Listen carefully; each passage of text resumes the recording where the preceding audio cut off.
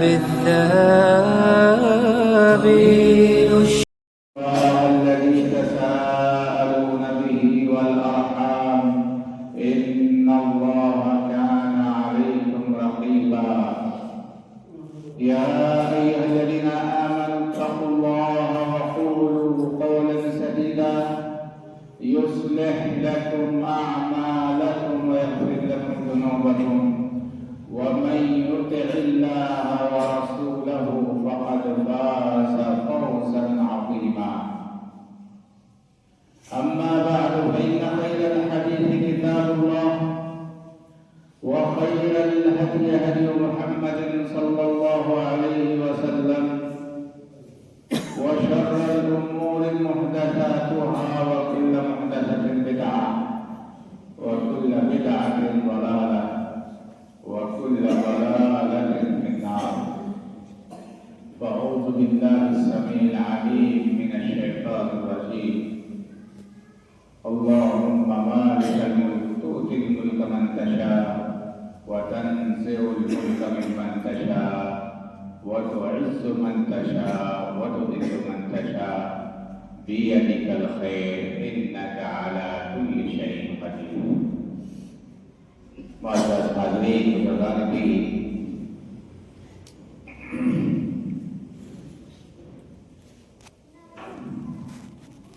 اس دنیا کا بنانے والا، پیدا کرنے والا ایک ذات ہے، ایک ہستی ہے جسے ہر عقل سلیم، ہر صاحب عقل سلیم اور صاحب فطرت سلیمہ، یعنی جس کے پاس عقل ہے اور جس کی فطرت صحیح سالک ہے، اسے مانتا ہے اور اسے جانتا ہے، وہ ہے اللہ وحدہ لا شریک لہ، وہ اللہ جو اکیلا ہے، اس کا کوئی شریک نہیں، جس کے بارے میں اللہ تبارک و تعالی نے نبی کریم صلی اللہ علیہ وسلم کی زبان مبارک سے یہ اعلان کروایا کہ قل هو اللہ احد، اے نبی صلی اللہ علیہ وسلم آپ کہہ دیجیے کہ وہ اکیلا ہے، اللہ الصمد، وہ اللہ بے نیاز ہے،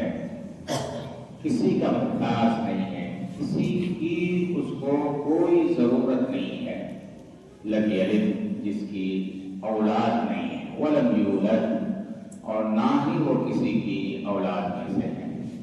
ولم یکن لہ کفوا احد، اور اس کا کوئی بھی ہمسر نہیں، ساتھی نہیں، شریک نہیں، ساتھی نہیں۔ یہ سورہ الاخلاص سے مشہور ہے،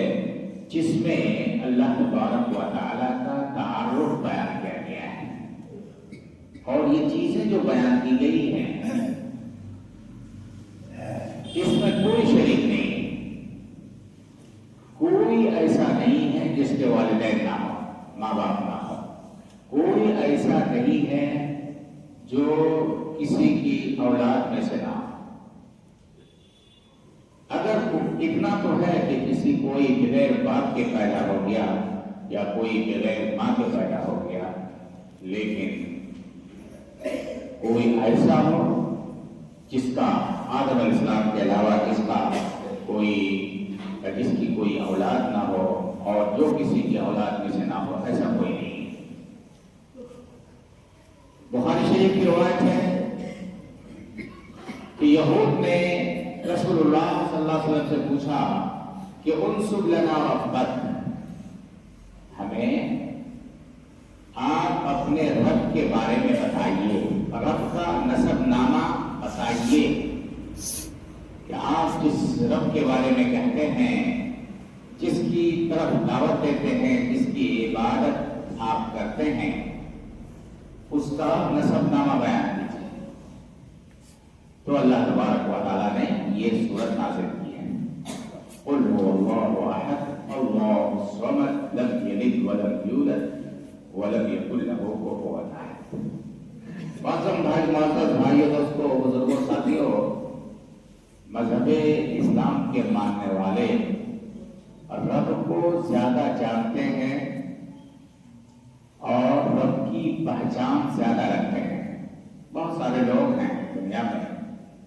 जो इस्लाम धर्म से अलग थलग हैं, दूसरे धर्म को वो मानते हैं। उनके यहाँ अल्लाह का या ईश्वर का या ऊपर वाले का या खालिक का तसव्वुर बहुत कम है, बहुत मामूली तसव्वुर है। मुसलमान के यहाँ